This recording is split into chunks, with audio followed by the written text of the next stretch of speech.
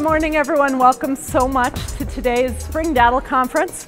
As you know, today's session is all about purposeful play and how we can integrate play and learning into our classes, into our teaching of adult learners if we do that. And I thought it would be very good for us to begin by hearing from some of our stakeholders again and getting an idea of what it is that they find fun. So what we're going to do is I have a series of 4 questions that I gave to all of these young men ahead of time. I'm just going to pose the questions. They're going to choose whoever wants the mic that they'll pass back and forth between each other. And when everyone who wants to has had a chance to weigh in on that first question, we'll move on to the next one. So we'll start. I'm going to come over here to my notes, and we'll begin with the question, how might fun, or you could call it play, lead to learning? How can doing things that are fun or playful lead to learning for you? And I have the mic here. Who might want to take that first question to start off?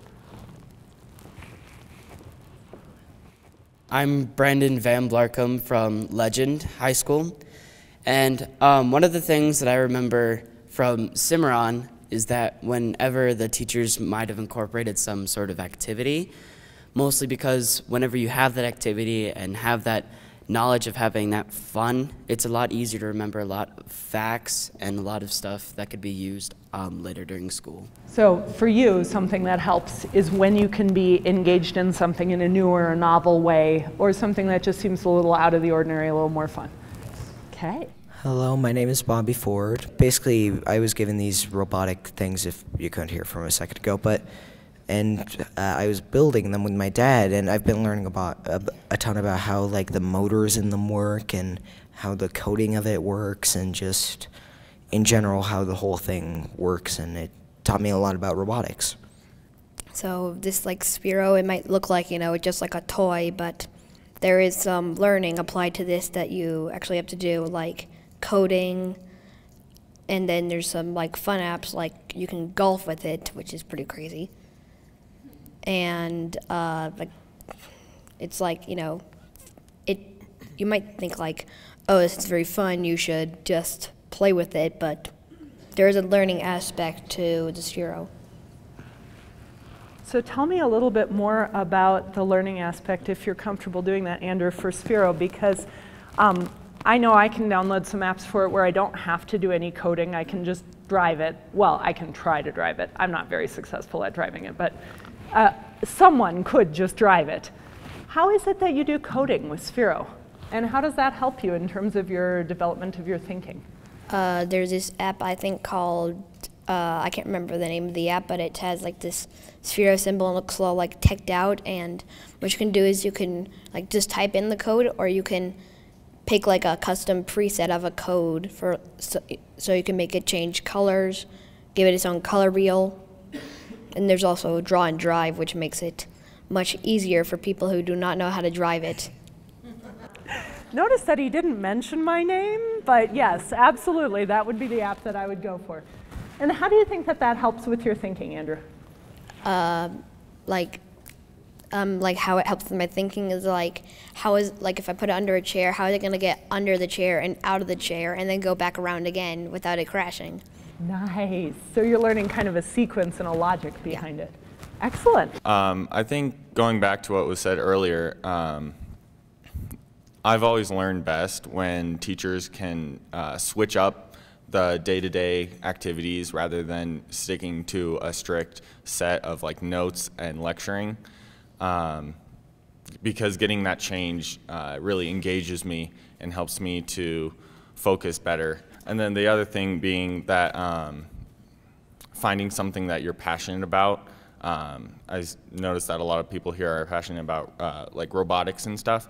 Finding that extra thing that you can get connected to and get involved with is really great for learning, because it'll encourage you to ask more questions about what's around you and the curriculum and such. So it sounds like to me, for you as a learner, that curiosity part. So when we mix things up as teachers and we do something different, it kind of triggers your curiosity and you're wondering. And then when you can do something that you're passionate about, that kind of bleeds into the rest of your life too, in terms of asking questions and just generally triggering your thinking. Is that Yes, correct? That's correct. When I was in 6th grade, one of the things that I did was I asked my teacher if I could do a project in Minecraft itself. And what I got to do was to build a small little island and have different sort of parts like buildings and pathways and different kind of landscaping for the island.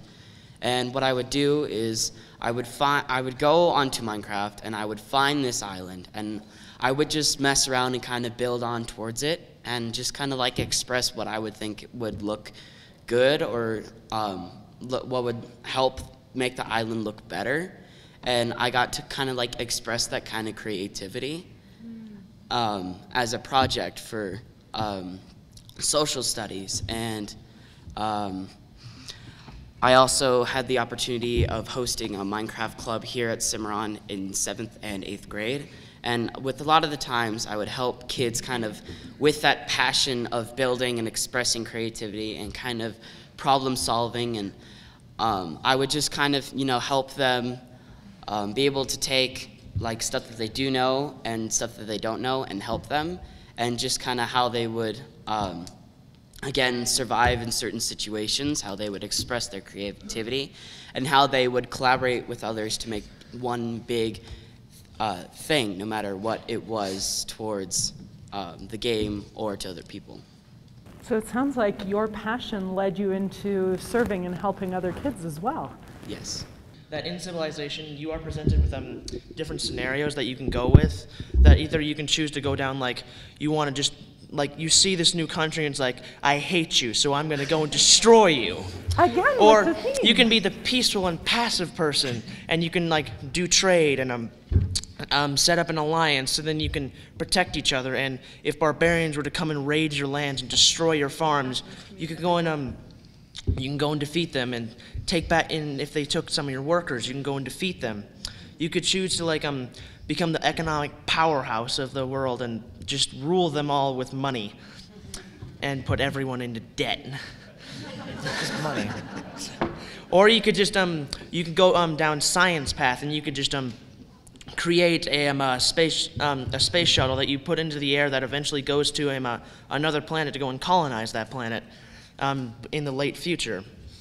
And really from there, it can go on and on about like what you can do and what you're presented, because people actually play the games, so they're allowed to like mod it and change the game to like fit your needs. Pretty sure they've made a War of 1812 mods, and you can actually like battle it out and see if there would be like a different outcome. It sounds to me that like one of the things that really engages you as a learner is being able to be deeply hands-on involved with things where you don't always know what's going to happen at the end. Think of one sentence, if you could, which would be the answer to how can educators make learning more fun for you? We're all here, we want to get better at what we're doing. We think there are some things that we do pretty well, but we still want to get better. So one sentence maybe from each of you as to how we could make learning more fun for you. Games are good, tests are bad. Those two. Embrace games as more of a way to teach and not a reward for kids doing something. Okay, mean student. I would really see if you can try, maybe not necessarily a video games or something, but try and include something more visual and more that kids can relate to, that they can remember easily for preparing yourself for those unwanted tests. Oh yeah, take brain breaks throughout the day, and during those brain breaks, maybe we can play like a game for 5 minutes just to kind of wake us up in the mornings. I know that I'm really tired, and that wasn't a sentence. No, you did a great job. Incorporate like learning to like a game, so like people who like are playing like Pac-Man, you don't really do anything in Pac-Man, you just eat little pellets and ghosts.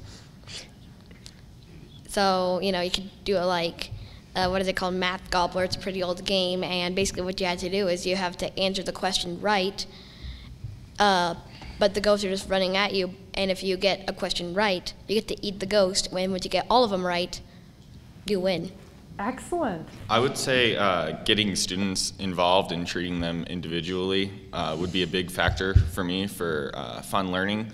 because connecting with a teacher on more than just what they're teaching about is a great thing, I think, and it really helps me to take interest in the class and be interested in the course. I honestly think that it doesn't necessarily even have to be games you have to play, but I think a hands-on learning experience with preferably smaller classrooms, because one-on-one and a hands-on learning experience to me is the best way I learn. I'm Peter Foster, and I'm from Chaparral High School, and I feel if you didn't take as much notes or make as much notes as possible and shorten up the curriculum to the point where it's not too much for us to handle, but it's not too little where it's right in the middle. Like Reagan said, it doesn't have to be games as long as it's hands-on. Well, especially with high schoolers. Most elementary, because I was the exact same way, and a lot of my friends were too. Doing hands-on things, it just stays with us longer than taking notes, taking tests. Doing the hands-on stuff will help us remember for the long term. And that's what research would say about adult learners too, incidentally. So that's pretty interesting. Any questions from you all for this wonderful panel? We have a captive audience or a captive panel of students here for another minute or two. Any questions that you might have for these guys? How would you like to demonstrate to us that you have learned the pieces that we are required to make sure that you know? How would you like to be able to show us? There's this one class that I'm in, it's called Tech Lab, where we learn about all kinds of technology. And most of the assessments to make sure that we understand the course are project-based. And so you learn the material, and then you go off on your own and do a project to show that you know the understanding, and you understand the material. So I think that's... So perhaps through the production of something. Yes. I absolutely agree with him with the project-based fundamental of it. It's not group projects per se, because I mean, I've been in groups where no one works on it, and so it really screws you over. I mean, it's how it is. But same thing when you're an adult. You always want that good group. But yeah, single-person projects are just demonstrating, like a one-on-one with a teacher. That's 1 or 2 questions that just show that you can demonstrate that you've learned what you're supposed to be learning. I think would work out pretty well. I'm all for a test, though. So I'm in a class I'm in right now. It's called Tech Lab, or not Tech Lab, Tech Drafting. And what you do in it is you make simple things like make a bolt and a screw, and you have to use all these tools like chamfering and cutting out the tools and all that. And for a way to you to show the teacher in that class is he gives you a certain thing to do, like say make a screw, and then you make the screw, turn it in, and that's pretty much what you do. So a performance assessment. Yeah. Having you do what you're supposed to do in a more real-life setting, maybe. Yeah. So how do we reach out to girls through games and play as well? Okay, so I'm in a club called TSA, which is Technology Student Association. And in that club, we have some girls in our groups for the ROV, which is an underwater vehicle that we have to make. And so basically how we incorporate them in that is they seem to want to not do any of the engineering, but more the notebook of it. Yeah. So accepting and welcoming people in whatever capacity they're able to contribute initially, and then knowing that they'll grow as they move on. We try to keep them like caught up with all the stuff, and yeah. Neat. Any other final answers about how we bring girls into learning through games? Well, I know with a lot of people, they mostly can think that technology is more based around the male gender, but I've seen people at Legend High School who are, especially at our TSA group that we have, there are many people of both genders that do cooperate and make really great projects to turn in. And from the learning that they get from their classes, science and math, they can help other people and kind of express themselves through what they've learned. And it may not have to be necessarily just guys doing it, but I'm pretty sure that girls would also have some of the same interest. But some girls are more interested in more towards technology or more towards kind of social activities. So if so, maybe incorporate some discussions about it and articles that they can look at facts and discuss about it with other people. So find entry points that'll interest people and then kind of hook them in. Brilliant. All right, let's give them another round of applause. Thank you.